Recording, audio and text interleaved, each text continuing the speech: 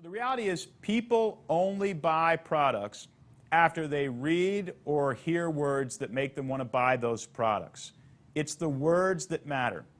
In fact, you can have a terrible looking website, terribly designed Facebook ads, terribly designed everything that just look hideous, but if you've got the right words, I guarantee you, you will still beat the products. What are words? Words are ideas that you are putting in somebody else's mind so they begin to have your thoughts. That's what words are. Words are ideas you're putting in somebody else's head so that they begin to have your thoughts.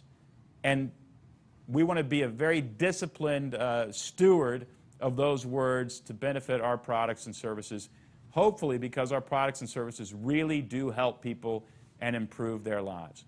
Okay, before we get into the messaging strategy, before we begin to clarify your message, I need to explain to you what's going on in the human brain, because that will help you understand why this story process actually works so well. There are two things that are always happening in your brain and your customer's brain. The first thing that the brain is designed to do is to keep you alive. It is the job of the human brain to keep you on the planet, to help you survive and thrive. It's the #1 task of the brain. What that means is that your brain is constantly running an algorithm. It's constantly saying, what do I need to do? What do I need to engage? What products do I need to buy in order to survive and thrive? In other words, it's asking this: what information do I keep and what information do I throw out? And the overwhelming amount of information that you and your customers encounter every single day is thrown out. It's thrown out. Your subconscious is saying, I don't need that information. Don't pay attention to that. I don't need it. If you didn't have that mechanism, your life would be unmanageable. If you didn't have that mechanism, you'd walk into a Starbucks first thing in the morning to get a cup of coffee, and you'd pick up a pound of coffee. You'd say, well, this is a weird kind of packaging. It feels like metal, but it's got the texture of paper, and it's got these two little flaps on top. Look, if you pull these flaps up, it kind of looks like Batman. And then, you know, I wonder if this is glue sealed or if this is stitch sealed. 3 hours later, if you didn't have this mechanism, you would still be sitting there looking at this pound of coffee. Why? Because your subconscious didn't say, hey, we don't need to understand how this packaging is done in order to survive. What we need to do is grab the cup of coffee with our name misspelled on it and walk out of here, get to the office, and get back to work so we can get a paycheck and pay our mortgage and all the sorts of things that help us survive. Your brain is constantly running that algorithm. Okay, so I want you to write this down. Hopefully you've got a little moleskin or something you can take notes on. The first key, then, to growing our business is to understand this. We must associate our products and services with the survival of our potential customer. We must associate our products and services with the survival of our potential customer, or they are designed to ignore us. We must associate our products and services with the survival of potential customers, or they are designed to ignore us. Why? Because the task of their brain, the main job of the brain, is to keep them alive and keep them on the planet. So if you're not saying my product will help you survive and thrive in some way, you're in a category in which their brain is designed to ignore you. How does this play out? All right, well, let's say you're at a cocktail party and somebody says, what do you do? And you say, well, it's complicated. You know, my grandfather started a company 75 years ago and blah, blah, blah, and we're trying to increase our great places to work metric, and we've done a lot of research on this particular product, and you know, our spray-on liner makes sure eggs come off of your frying pan, and you know, the other spray-on liners are, you know, whatever.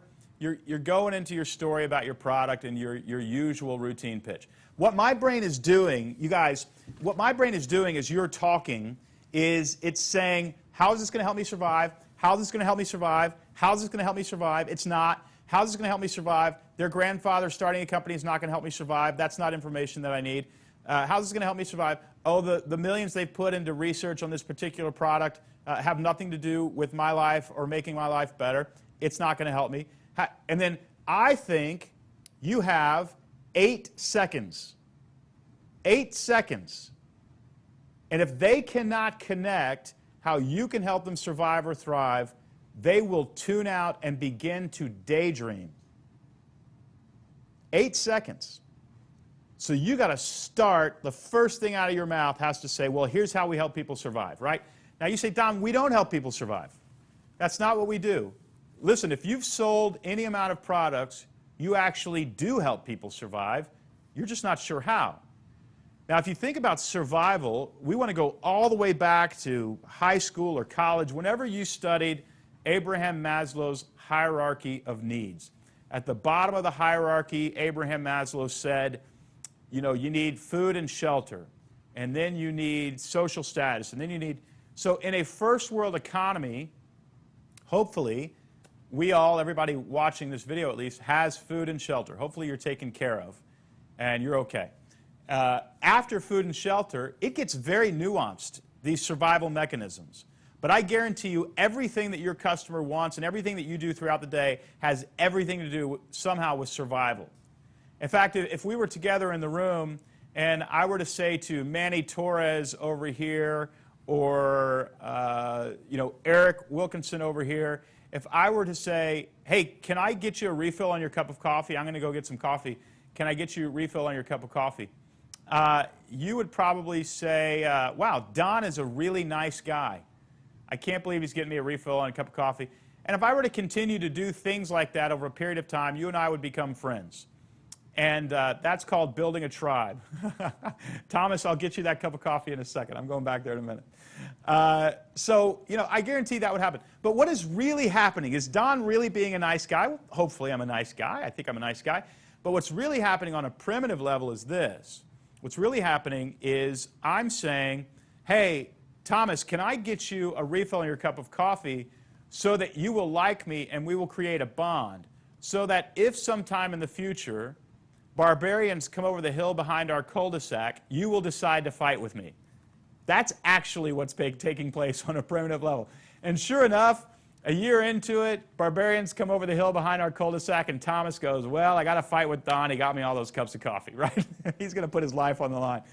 What I'm doing is I'm building a tribe of people that I can embed myself into, and I can, my chances of survival go way up. So even just getting somebody a cup of coffee is actually, the motivation behind that is survival. The finding of a mate, the getting married, all of that, survival. Status, upgrading your car, your home to show power is a survival mechanism within a tribe. Saving money is a survival mechanism. Making money is a survival mechanism. Becoming more efficient and productive in my work is a survival mechanism. Everything that people buy comes down to survival. Even rest, even a vacation, is to rest and recover and come back stronger and stay sane in order to survive. It's all about survival. All right, so we've got to associate our products and services with the survival of our customers, or they are designed to ignore us. I'm going to show you how to do that in this framework. It's one of the things we're going to talk about. The second thing that the human brain is always trying to do is conserve calories. We're trying to conserve calories. What does that mean? Well, the average brain burns between 600 and 800 calories a day just processing information. Today, I'm sorry to say, you're going to burn a little bit more. You're going to burn 1,000 to 1,200 maybe calories just processing the information that we're going to go through today. Your brain is the organ in your body that actually burns the most calories per day. It's not any other muscle group. It is literally your brain. You're going to sit in that chair today and you're going to work out. I promise you. And tonight you're going to be tired. Your spouse is going to say, hey, how was your day? And you're going to go, fine. Did you learn anything? Yes. What did you learn? Lots. Because you are out of energy. You are out of mental energy. And those of you who are writers, My wife, my poor wife, I go down into the bunker in my garage. I spend 3 hours writing. She comes up, what did you write about? She wants to talk. And I'm like, baby, I'm spent. Give me a minute. Let me eat some grapefruit or something and get back. She's like, you go down there by yourself. You don't talk to anybody. You don't have any words left. Yes, they're all on the page, I guarantee you. You're using mental energy. Now, here's the obvious problem. If you burn a lot of mental calories processing information, you're going to deplete yourself of the energy necessary to survive. So, what your brain does is your brain says, we don't need this information. You're beginning to burn too many calories processing it. I'm going to shut you down, and you're going to go into daydream mode. And daydreams, by the way, when you just zone out and stop paying attention, those are survival mechanisms. It's literally your brain saying, this guy's not helping me survive. I'm checking out, conserving energy in case barbarians come over the hill behind our cul-de-sac tonight. And here's what your website is doing, and I'm going to prove this at the end of the day when I actually look at some of your websites. Your websites are literally triggering people to daydream. Your websites are literally triggering people to stop paying attention to you and your products, and that is costing you money. Okay? So we're going to fix those problems. And here's the key. You've got to communicate how you help people survive and thrive, and you've got to do so in such simple language that nobody has to burn any calories to understand you. Proof? Well, Jeb Bush wrote a book on immigration. Show me jazz hands if you read Jeb Bush's book on immigration.